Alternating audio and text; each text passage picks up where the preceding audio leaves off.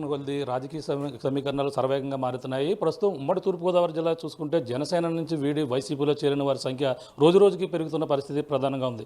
ఇటీవల జనసేనకైతే ఎంతో ప్రజారాజ్యం నుంచి కూడా వీరవిధేయులుగా ఉంటూ అధికార ప్రతినిధిగా కూడా పనిచేశారు. అలాగే జనసేనని స్థాపించినటువంటి అప్పటి నుంచి పవన్ కళ్యాణ్తోనే నడుస్తూ ఉమ్మడి తూర్పుగోదావరి జిల్లాను ఒక బ్రాండ్గా ఇక్కడ ఫైర్ బ్రాండ్గా కాకినాడలో ఉన్నటువంటి విజయ్ గోపాల్ కూడా జనసేనని వీడారు. ఇప్పుడు వైసీపీలో కూడా చేరారు. ఇటీవల జగన్మోహన్ రెడ్డి సమక్షంలో వైసీపీ కండువా కప్పుకున్నారు. కానీ ప్రస్తుతం రాజకీయ సమీకరణాలు ఏ విధంగా ఉన్నాయో మాట్లాడే ప్రయత్నం చేద్దాం. మరి మా విజయ్ గోపాల్ గారు ఉన్నారు, మాట్లాడే ప్రయత్నం చేద్దాం. సార్ చెప్పండి, ఏంటి ఉమ్మడి తూర్పుగోదావరి జిల్లాలో రాజకీయ సమీకరణాలు సర్వేగంగా మారుతున్నాయి.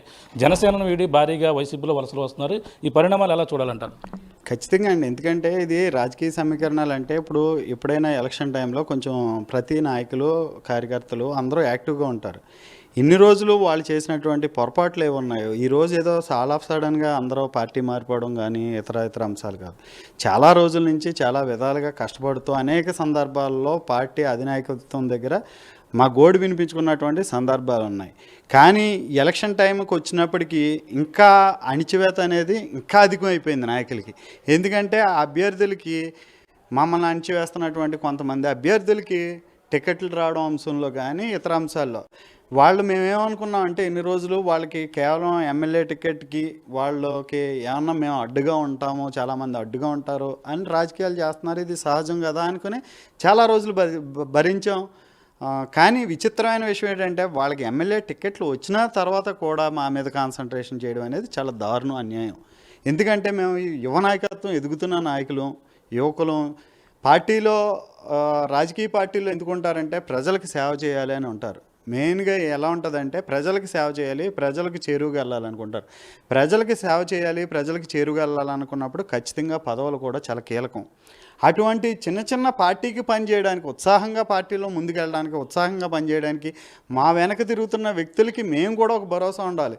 ఎందుకంటే ఎందుకు తిరుగుతున్నావు అని మమ్మల్ని వాళ్ళు క్వశ్చన్ చేసుకుని ఇతనితో తిరిగితే ఏంటి, ఎందుకు తిరుగుతున్నావు, ఇతను ఇన్నాళ్ళు కష్టపడ్డాడు ఏంటి అని మాతో పాటు వాళ్ళకు కూడా నిరుత్సాహంగా ఉంటుంది. అలాగే వాళ్ళు మాట్లాడే కొంచెం వాళ్ళకి మనం ఎలా సర్ది చెప్పుకోవాలో కూడా తెలియనటువంటి పరిస్థితులు. ఆ విధంగా ఏంటంటే రోజు రోజుకి అణిచివేత ఎక్కువైపోవడంతో నిజంగా చాలా అన్యాయంగా. ఎందుకంటే ఈ రోజుకి మేము ఆ రోజు మేము వెళ్ళిపోయేటప్పుడు కూడా పార్టీ వీడేటప్పుడు కూడా ముందు రోజు పార్టీ వీడిపోతాం అనుకున్నప్పుడు కూడా మేము ఆ వారం రోజులు కూడా రాత్రి 1 గంట 2 వరకు పనిచేసిన వ్యక్తిని. కానీ ప్రజలకు దూరంగానో, కార్యకర్తలకు దూరంగానో, జన సైనికులకు దూరంగానో పంపించేయాలని ఒక అణిచివేత ధోరణి ఉందో చూడండి. అది సహించలేక నేను జనసేన పార్టీని వీడాను. ప్రతి అంశం పవన్ కళ్యాణ్ గారికి తెలియాలని ఏం లేదండి. కానీ జిల్లా నాయకత్వం కానీ లోకల్ నాయకత్వం కానీ ఎంతసేపు మమ్మల్ని ఈ ఎలక్షన్ 4 రోజులు వాడుకుని కూరలో కరివేపాకులో తీసి పక్కన పడేద్దామన్న ఉద్దేశంలో ఉన్నారు తప్పితే నిజంగా వాళ్ళకి మా మీద ఎక్కడ ప్రేమ లేదు. డెఫినెట్గా ఈ ఎలక్షన్ అయ్యాక ఈ 30 రోజుల తర్వాత బయటికి గంటేస్తారని తెలుస్తుంది మాకు. మేము రాజకీయాల్లో ఉన్నాం. ఎందుకంటే మేము చిన్నవాళ్ళైనా కానీ ప్రజారాజ్యం నుంచి మాకు అనుభవం ఉంది. ప్రజారాజ్యంలో మాకు ఏం తెలియదు. నిజంగా చెప్పాలంటే చాలా తక్కువ నాలెడ్జ్. ఆ రోజు చిరంజీవి గారి మీద ఇష్టంతో మేము ప్రజారాజ్యం జెండా పట్టుకున్న వ్యక్తులు నేటికి కూడా అదే కుటుంబంలో ఒక వ్యక్తిని ముఖ్యమంత్రిగా చూడాలని ఆశపడి పరిగెట్టిన వ్యక్తులు ఈరోజు మేము ఏం జరుగుతుందో గ్రహించుకోలేనటువంటి పరిస్థితుల్లో మేము లేం కాబట్టి పార్టీ ఏడవలసి వచ్చిందండి. అంటే మీరు ప్రధానంగా మెగా అభిమానులు కానీ అలాగే పవన్ కళ్యాణ్ కానీ ఏమన్నా సరే మీరు అతనిపై మీరు ఎదురుదాడి చేసేవారు, మీరు ఖండించేవారు. కానీ ఇప్పుడు వైసీపీ వాళ్ళని కూడా గతంలో కూడా తిట్టిన పరిణామాలు, ఈ పరిణామాలన్నీ ఎలా చూడాలంటారు? అదే అండి, ప్రేమించిన వాళ్ళేమో గింటేశారు, ద్వేషించిన వాళ్ళేమో హక్కును చేర్చుకున్నారు. ఈ మాట నేను ఎందుకంటున్నానంటే నిజంగా ఆ రోజు పవన్ కళ్యాణ్ గారి నుంచి మేము వెళ్ళిపోయి జగన్మోహన్ రెడ్డి గారి దగ్గరికి వెళ్ళినప్పుడు నిజంగా జగన్మోహన్ రెడ్డి గారికి చంద్రశేఖర్ రెడ్డి గారు కావచ్చు, పక్కనే జిల్లా అధ్యక్షులు కురసాల కన్నబాబు గారు కావచ్చు, చలమలశెట్టి సునీల్ గారు కావచ్చు, ముగ్గురు సమక్షంలో జగన్మోహన్ రెడ్డి గారి దగ్గరికి మమ్మల్ని తీసుకెళ్ళి పరిచయం చేసినప్పుడు మమ్మల్ని నిజంగా ఆయనకి ఏమని పరిచయం చేశారండి? 10 సంవత్సరాల నుంచి ఈ పార్టీలో అంటే జనసేన పార్టీలో ఒక మూలస్తంభం లాంటి వ్యక్తి అండి ఇతను. జనసేన పార్టీలో ఇతను ఒక ఫైర్ బ్రాండ్ అండి. జనసేన పార్టీలో ఒక ఫైర్ బ్రాండు. జనసేన పార్టీ స్థాపించినప్పటి నుంచి జనసేనలో ఉన్నాడు, కొనసాగాడు అని చెప్పినప్పుడు కూడా సీఎం గారికి నేను కండువ వేసిన వెంటనే ఐఎమ్ ఎక్స్ట్రీమ్లీ సారీ సార్ అన్నాను. ఎందుకన్నానంటే ఆ పదం ఆయనకి అర్థమైంది. ఆయన రాజకీయ నాయకుడు కాబట్టి, విలక్షణమైన రాజకీయ నాయకుడు కాబట్టి వెంటనే నా 2 చేతులు ఇలా తన చేతిలోకి తీసుకుని it's okay, I'm here, don't worry, మీరు బాగా పనిచేయండి అని నిజంగా కొన్ని వర్డ్స్ మాట్లాడారండి. అవి ఆఫ్ ద రికార్డ్ చెప్పకూడదు. నిజంగా చాలా ఆనందం అనిపించింది. అంటే ప్రేమించిన వాడేమో గెంటేస్తే అనేక సందర్భాల్లో జగన్మోహన్ రెడ్డి గారిని, లేకపోతే చంద్రశేఖర్ రెడ్డి గారిని, కన్నబాబు గారిని, ఇతర సభ్యుల్ని, పేరు నాని గారు లాంటి వాళ్ళని, ఇలాంటి వాళ్ళని అందరినీ అనేక సందర్భాల్లో మేము నిజంగా మాలో ఏదైనా దొంగ రాజకీయం ఉంటే అంతమందిని మేము తిట్టుకుంటూ వెళ్ళాం. అంటే ఇంతమంది నాయకుల్ని నేను అనేక సందర్భాల్లో స్థాయి మరిచి నేను ఆయన తిట్టాను అంటే నాలో నిజాయితీగా ఆ పార్టీలో పనిచేశాను. కానీ వాళ్ళే నన్ను వదులుకున్నారు. పార్టీకి నేను న్యాయం చేశాను, పార్టీకి ఎక్కడా న్యాయం చేయలేదు. నేను నెక్స్ట్ 2 రోజుల్లో జాయిన్ అయ్యే రోజు వరకు నేను పార్టీకి నిస్వార్థంగా పనిచేశాను. ఇంతకంటే ఓపిక ఉండదు కూడా. ఎందుకంటే మేము చాలా 16 సంవత్సరాల నుంచి ఆ ఫ్యామిలీతో ముఖ్యమంత్రి అవ్వాలని ఒకే ఒక ఎజెండాతో తిరిగిన వ్యక్తులు ఈరోజు దూరం వెళ్ళిపోయామంటే లోకల్ నాయకత్వం లోపం, అది అధిష్టానం చూసుకోకపోవడం ఇంకా పెద్ద పొరపాటు. అంటే ప్రధానంగా చూసుకుంటే పరిణామాలు ఎలా ఉంటాయంటే పవన్ కళ్యాణ్ సాక్షాత్తు తూర్పుగోదావరి జిల్లాలో పోటీ చేస్తున్నారు, కాకినాడ జిల్లా పిఠాపురం నుంచి పోటీ చేస్తున్నారు. మళ్ళీ ఒక పక్కన తంగెళ్ళ ఉదయ శ్రీనివాస్ కూడా పోటీ బరిలో ఉన్నారు. ఈ పరిణామం ఎలా ఉంటుంది? గత 3 దఫాలుగా కూడా సెలమలశెట్టి సునీల్ కూడా గెలుపుకి దిశగా వచ్చి తుటిలో తప్పించుకున్న పరిస్థితి. ఈ పరిణామాలన్నీ ఎలా చూడాలంటారు? నిజంగా అదే అంటున్నాను. ఒక విజయం ఉన్న నాయకుడు 2 సార్లు ఓడిపోయారంటే, ఎవరు సునీల్ గారు ఓడిపోయారంటే నిజంగా దురదృష్టం. చాలా ఎంత బ్యాడ్ లక్ అంటే అండి. ఎందుకంటే ఈరోజు ఆయన ఇదే నియోజకవర్గంలో, ఇదే పార్లమెంట్లో సుమారుగా 3,000 మంది యువకులకి ఉద్యోగాలు కల్పించిన వ్యక్తి. ఒక్క కాకినాడ పార్లమెంట్లోనే అతని అండర్లో 3,000 మంది ఉద్యోగాలు చేస్తున్నారు. అది కాకుండా రేపన్న రోజు అతను నగ్గితే ప్రతి గ్రామానికి ₹1,00,00,000 ఇస్తానన్న వ్యక్తి దేశ చరిత్రలో నాకు తెలిసి ఏ రాజకీయ పార్టీలో నేటి వరకు దేశంలోనే, ఒక రాష్ట్రంలో కాదు భారతదేశంలోనే ఏ రాజకీయ నాయకుడు కూడా నేను నగ్గితే నా సొంత నిధుల నుంచి, అంటే ఆ ₹1,00,00,000 దేనికంటే ఆ గ్రామానికి సంబంధించిన శ్మశానం అభివృద్ధి. కానీ ప్రతి గ్రామంలో శ్మశానాలు తీసుకుంటే నిజంగా అక్కడ మినిమం ఫెసిలిటీస్ లేకుండా చాలా ఇబ్బంది పడుతూ ఉంటారు. వర్షాకాలం కానీ ఇతర అర్ధరాత్రులు జరిగిన ఏదైనా జరిగినప్పుడు కానీ దహనకాండలు చేసుకునేటప్పుడు చాలా ఇబ్బంది పడతారు. అలాంటి శ్మశానాల అభివృద్ధి విషయంలో కానీ, డ్రైనేజ్ అభివృద్ధి విషయాల్లో కానీ, అంటే ఆ గ్రామంలో వాళ్ళకి లోటు ఏముందో దాన్ని అభివృద్ధి చేసుకోవడానికి ₹1,00,00,000 ఇస్తానన్న వ్యక్తి భారతదేశంలో మొట్టమొదటి వ్యక్తి చలమలశెట్టి సునీల్ గారు. అటువంటి వ్యక్తి నిజంగా ఈ 3 టర్మ్లో కూడా ఓడిపోయారు. గత 3 టర్మ్లో అంటే నిజంగా అది ఒక విధంగా దురదృష్టం. రాబోయే రోజుల్లో అతను ఓన్గా, ఎందుకంటే అతను వెరీ ఎస్టాబ్లిష్డ్ బిజినెస్ మ్యాన్. అటువంటి పరిస్థితుల్లో కరోనాలో కూడా ఆంధ్రప్రదేశ్కి 10 కోట్లు సుమారుగా వాళ్ళ సంస్థ నుంచి 10 కోట్లు ఇవ్వడంతో పాటు భారతదేశంలోనే ఎవరో చేయలేనటువంటి 35 కోట్ల రూపాయలతో వాళ్ళ ఆక్సిజన్కి సంబంధించిన ఇతర కంట్రీస్ నుంచి కొన్ని దానికి సంబంధించినవి తెచ్చి ఇవ్వడం జరిగింది. వెబ్సైట్లో ఉన్నాయి అవన్నీ. ఇదేదో మనం వేగ్గా మాట్లాడుతున్న అంశాలు కాదు, అన్ని వెబ్సైట్లో ఉన్నాయి, అన్నీ క్లియర్గా ఉన్నాయి, దానికి సాక్ష్యాలతో సహా ఉన్నాయి. అటువంటి మంచి మనిషి, ఏ రోజు ఎవరి మీద ఎలిగేషన్ అయినటువంటి మనిషి ఈరోజు ఇప్పుడు ఇదే ప్రధానంగా చూసుకుంటే ఇప్పుడు అదే వ్యక్తి ఇప్పుడు మరో పక్కన ఈయన సునీల్ గారు ఎంతోమందికి ఉపాధి కల్పించారు. కానీ సాక్షాత్తు పవన్ కళ్యాణ్ తంగెళ్ళ ఉదయ శ్రీనివాస్ ఇప్పుడు పోటీ బరిలో ఉన్న కాకినాడ పార్లమెంట్ అభ్యర్థి ఎంతోమందికి ఉపాధి ఇచ్చారు, టీ టైం పెట్టారు. అది చిన్న స్థాయి నుంచి ఆయన పైకి ఎదిగిన వ్యక్తి అని చెప్తున్నారు. ఆయన చదువుతున్నట్టు ఇంజనీరింగ్ చదివారని చెప్పేసి అన్నారు. ఈ పరిణామాలు ఎలా చూడాలండి? అదే అండి, ఇప్పుడు ఎంత దారుణం అంటే తంగెళ్ళ ఉదయ శ్రీనివాస్ గారికి చలమలశెట్టి సునీల్ గారికి అసలు పోల్చుకోకూడదండి. తంగెళ్ళ ఉదయ శ్రీనివాస్ గారు పవన్ కళ్యాణ్ గారిని కూడా మోసం చేసేయడానికి ఒక నిదర్శనం ఏంటంటే, ఈరోజు ఆయన నిన్న ఎన్నికల అధికారికి ఎలక్షన్ కమిషన్కి అప్లై చేసినటువంటి అఫిడవిట్లో అతను ఇంటర్మీడియట్ అని రాశాడు. పవన్ కళ్యాణ్ గారు మొన్న వచ్చినప్పుడు ఏం చెప్పారండి, గతంలో మేమందరూ జనసేనలో మొన్నటి వరకు జనసేనలో ఉన్న వాళ్ళ వ్యక్తులే కదా, మేము కూడా ఏమనుకున్నాం, తంగెళ్ళ ఉదయ శ్రీనివాస్ గారు ఒక సాఫ్ట్వేర్ ఎంప్లాయ్ చాలా పెద్ద పొజిషన్లోంచి రాజీనామా చేసి ఇక్కడికి వచ్చారని మనం అనుకుంటున్నాం.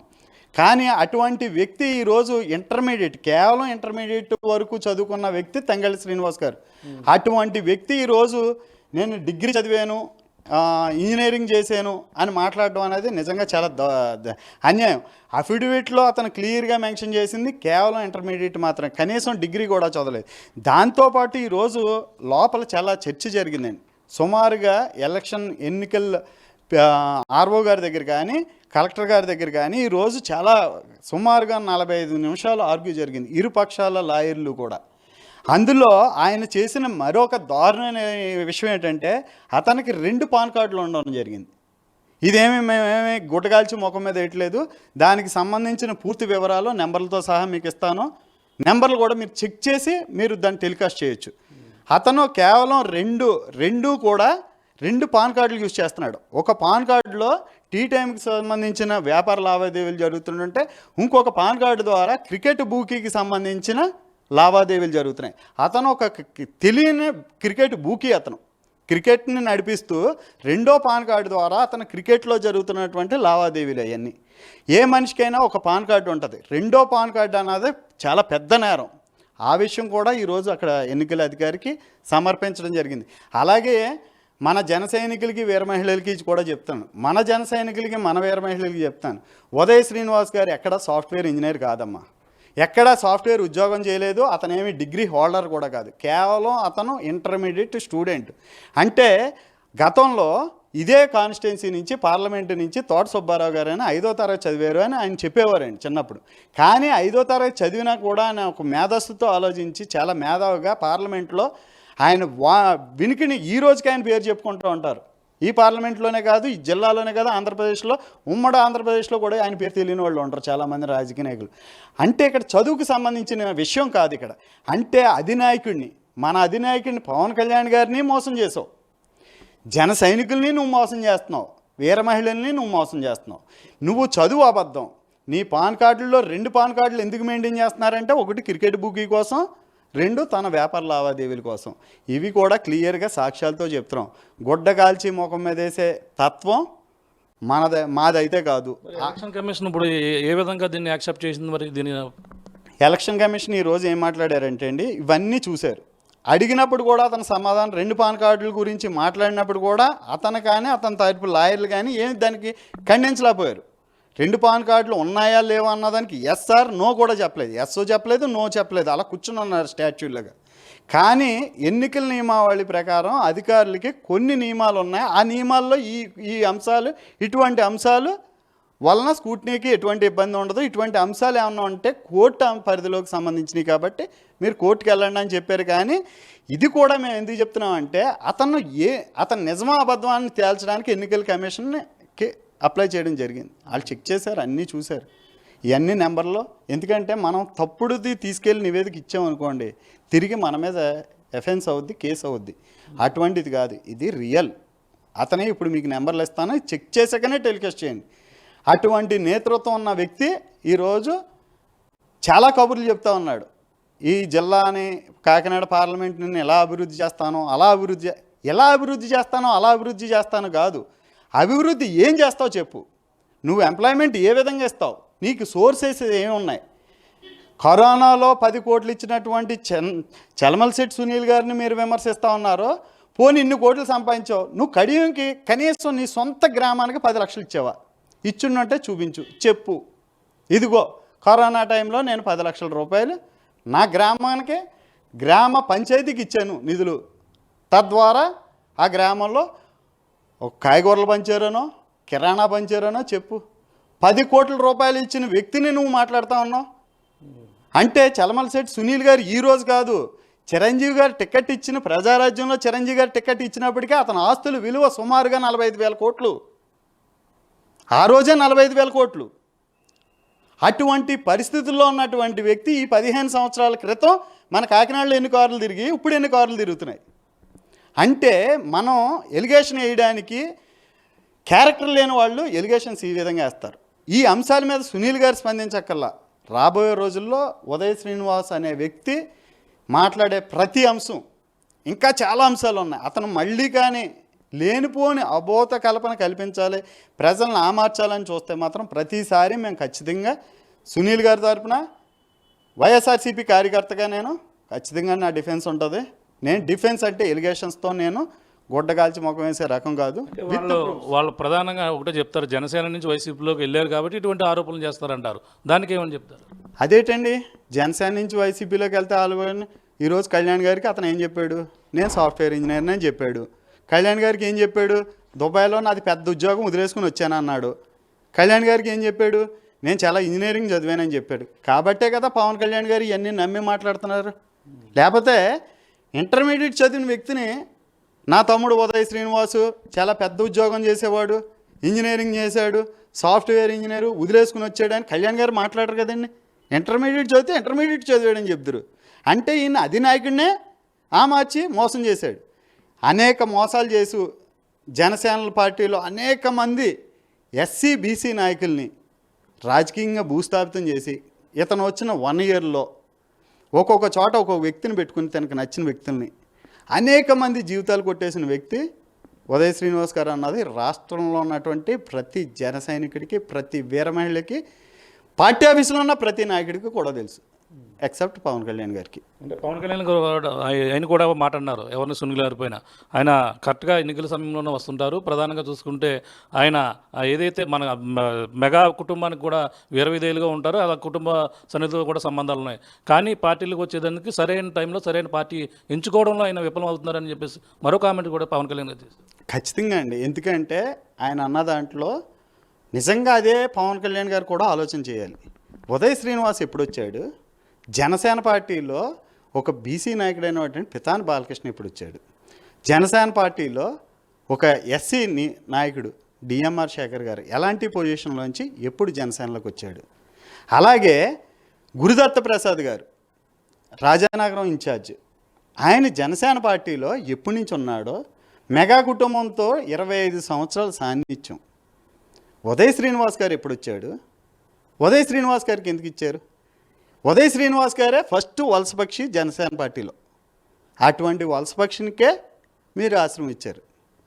దాన్ని ఇంకా నేను ఎందుకంటే స్టిల్ ఈ రోజుకి కూడా పవన్ కళ్యాణ్ గారిని ప్రేమించే వ్యక్తిని కాబట్టి పార్టీ మారిపోయిన వెంటనే అందరిలాగా నేను పవన్ కళ్యాణ్ గారి మీద విషయం జరిగే నేతృత్వం కాదు, అటువంటి నైజం కూడా నాది కాదు. ఎందుకంటే 16 సంవత్సరాలు ప్రేమించిన వ్యక్తి, చిన్నప్పటి నుంచి ప్రేమించిన వ్యక్తిని నేను ఆయన మీద ఎలిగేషన్ వేయట్లేదు. ఆయన మోసపోయాడు కాబట్టి వీళ్ళు చెప్పిని అతను నమ్ముతున్నారు. నిజంగా జనసేన పార్టీలో వలసపక్షి సునీల్ గారు కాదండి, వలసపక్షి జనసేన పార్టీకి వచ్చిన వలసపక్షి తంగెళ్ళ ఉదయ్ శ్రీనివాస్. Thank you. ఇది పరిస్థితి. ప్రధానంగా చూసుకుంటే జనసేన అలాగే ఏదైతే కాకినాడ జిల్లాలో అయితే ప్రధానంగా హాట్ టాపిక్గా మారింది చెప్పాలో, పక్కన పవన్ కళ్యాణ్ పిఠాపురం నుంచి పోటీ చేస్తున్న పరిస్థితి అందరూ కూడా తెలిసింది. ఈ నేపథ్యంలో కాకినాడ పార్లమెంట్ అభ్యర్థిగా జనసేన నుంచి అయితే తంగెళ్ళ ఉదయ్ శ్రీనివాస్ అయితే బరిలో ఉన్నారు. తను చేసినటువంటి అఫిడవిట్ కాబట్టి మొత్తం అన్ని విషయాల్లో కూడా తప్పులు, ప్రధానంగా చూసుకుంటే పాన్ కార్డు విషయంలో 2 పాన్ కార్డులు ఉపయోగిస్తున్నారంటూ పలు ఆరోపణలు అయితే దీనిపై అయితే జనసేన సంబంధించిన నాయకులు, గతంలో ఉన్న నాయకులు ఎవరైతే ఉన్నారో ఇప్పుడైతే కూడా వైసీపీలో రావడం జరిగింది. ఈ నేపథ్యంలో ఆయన విజయ్ గోపాల్ అయితే దీనిపై ప్రధానమైన ఆరోపణలు అయితే చేస్తున్న పరిస్థితి ప్రధానంగా ఉంది. ఏదేమైనా వైసీపీలో ఉన్నటువంటి సెలమనశెట్టి సునీల్ గత కొన్నాళ్ళ నుంచి కూడా స్థానికుడు కాబట్టి నియోజకవర్గ అభివృద్ధికి మొత్తం 7 పార్లమెంట్ నియోజకవర్గంలో యువతకి ఎంతో మందికి ఉపాధి కల్పించిన నాయకుడు కాబట్టి ఆయనకి మళ్ళీ వచ్చి ఆయన అయితే పోటీ చేస్తున్న పరిస్థితి ప్రధానంగా ఉంది. ఆయన ఎక్కడ కూడా బయటకు వెళ్ళిపోయిన పరిస్థితులు అయితే దాఖలాలు లేవు. ఇప్పుడు కూడా బరిలో ఉన్నారు. ఏదేమైనా ప్రజలు కాకినాడ పార్లమెంట్లో ప్రజలందరూ కూడా ఆయన్ని గెలిపించేందుకు సిద్ధంగా ఉన్నారు. కానీ ఒక జనసేన పార్టీ అధ్యక్షుడే ఈ విధంగా చీటింగ్ చేసే వ్యక్తిని నమ్మడంపై కూడా నేను చాలా ఆవేదన వ్యక్తం చేస్తున్నాను. ఇప్పుడే కూడా జనసేన పవన్ కళ్యాణ్ అంటే చాలా ఇష్టం అనేటువంటి వ్యక్తిని మోసం చేసే వ్యక్తులను ఎక్కువగా నమ్ముతున్నారంటూ ఆయనంతా కూడా చెప్తున్న పరిస్థితి ప్రధానంగా ఉంది. ఇప్పుడు ఉన్నటువంటి ఎన్నికల అఫిడవిట్లో ఉన్నటువంటి తప్పులపై దీనిపై ఏ విధంగా ముందుకెళ్తారో అంటే కోర్టు పరిధిలో ఉంది కాబట్టి ఈ పాన్ కార్డు విషయం కావచ్చు, ఇంకా మరికొన్ని విషయాలు ఆయన చదువు ఎడ్యుకేషన్ విషయంలో కూడా పలు ఆరోపణలు చేస్తున్న పరిస్థితి ప్రధానంగా ఉందని చెప్పాలి. ఇది కూడా ఉన్న తాజా పరిస్థితి. కెమెరా రాముతో ప్రకాష్ RTV కాకినాడ నుంచి.